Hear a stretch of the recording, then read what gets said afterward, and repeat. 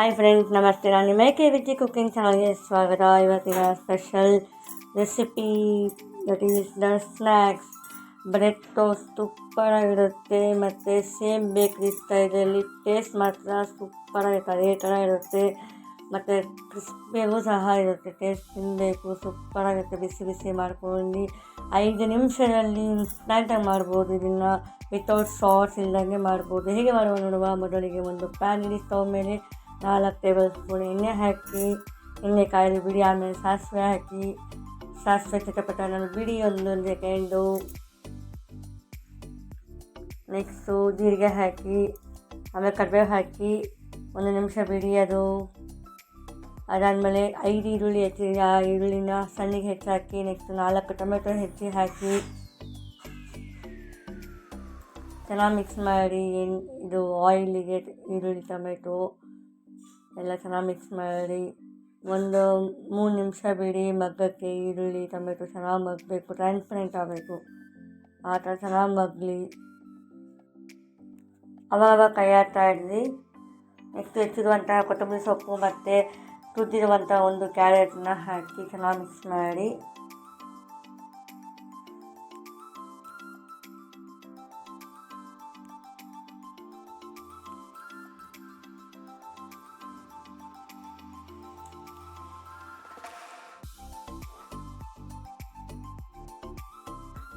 Next ರುಚಿಗೆ ತಕ್ಕಷ್ಟು ಉಪ್ಪನ್ನು ಹಾಕಿ ಈಗ ಅದನ್ನು ಚೆನ್ನಾಗಿ ಮಿಕ್ಸ್ ಮಾಡಿ.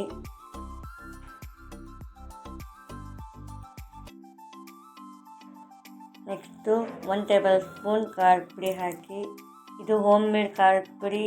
2 ವರ್ಷ ಆಗಿದೆ, ಹಾಗಾಗಿ ಕಲರ್ ಚೇಂಜ್ ಆಗಿದೆ. ಬಟ್ ರೀಸೆಂಟಾಗಿ ಮಾಡಿದ್ರೆ ಕಲರ್ ರೆಡ್ ಆಗಿರುತ್ತೆ, ಮತ್ತು ಶಾಪಿಂಗ್ ತೊಗೊಂಡು ರೆಡ್ ಆಗಿರುತ್ತೆ. ಇದು 2 ಇಯರ್ಸ್ ಆಗಿದೆ, ಹಾಗಾಗಿ ಕಲರ್ ಆ ಥರ ಇದೆ. ನೆಕ್ಸ್ಟು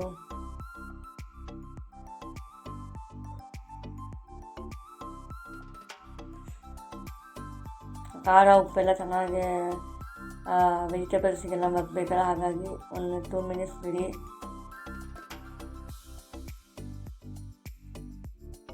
ನೆಕ್ಸ್ಟು ಪೆರಿ ಮಸಾಲ ಸಖತ್ತಾಗಿರುತ್ತೆ, ಹಾಕಿ ಟೇಸ್ಟ್ ಮತ್ತು ಸೂಪರಾಗಿರುತ್ತೆ. ಪೆರಿ ಮಸಾಲ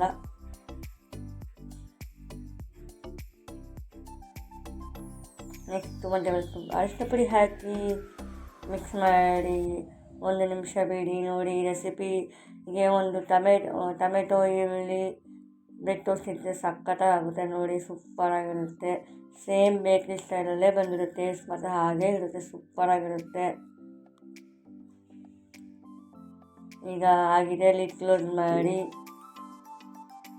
ಸ್ಟೌವ್ ಮೇಲೆ ಒಂದು ಹಂಚಿಡಿ, ಹಂಚು ಕಾಯಲು ಬಿಡಿ. ಆ ಕಾಯೋ ಟೈಮಲ್ಲಿ ನಾವೇನು ಮಾಡಬೇಕು, ಒಂದು ಬ್ರೆಡ್ ಪೀಸ್ ತಗೊಳ್ಳಿ.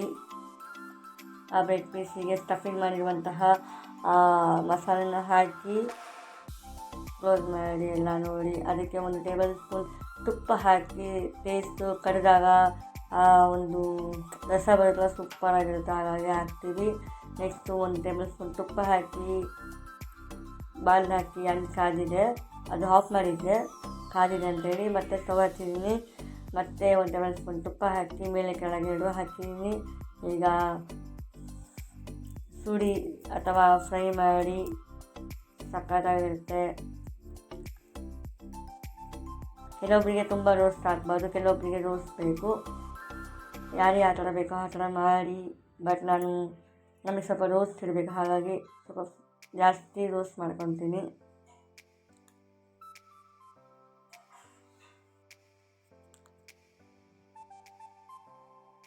ಈಗ ರೋಸ್ಟ್ ಆಗಿ ರೆಡಿಯಾಗಿದೆ. ಈಗ ಒಂದು ಪ್ಲೇಟಿಗೆ ಸರ್ವ್ ಮಾಡ್ತಾಯಿದ್ದೀನಿ. ಈ ರೆಸಿಪಿ ಇಷ್ಟ ಆದರೆ ಲೈಕ್ ಮಾಡಿ, ಶೇರ್ ಮಾಡಿ, ಸಪೋರ್ಟ್ ಮಾಡಿ. ನಮ್ಮ ಚಾನಲ್ನ ಸಬ್ಸ್ಕ್ರೈಬ್ ಮಾಡಿ.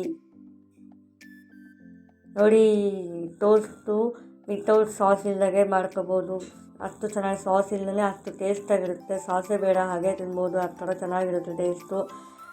Thank you for watching this video. Thank you all.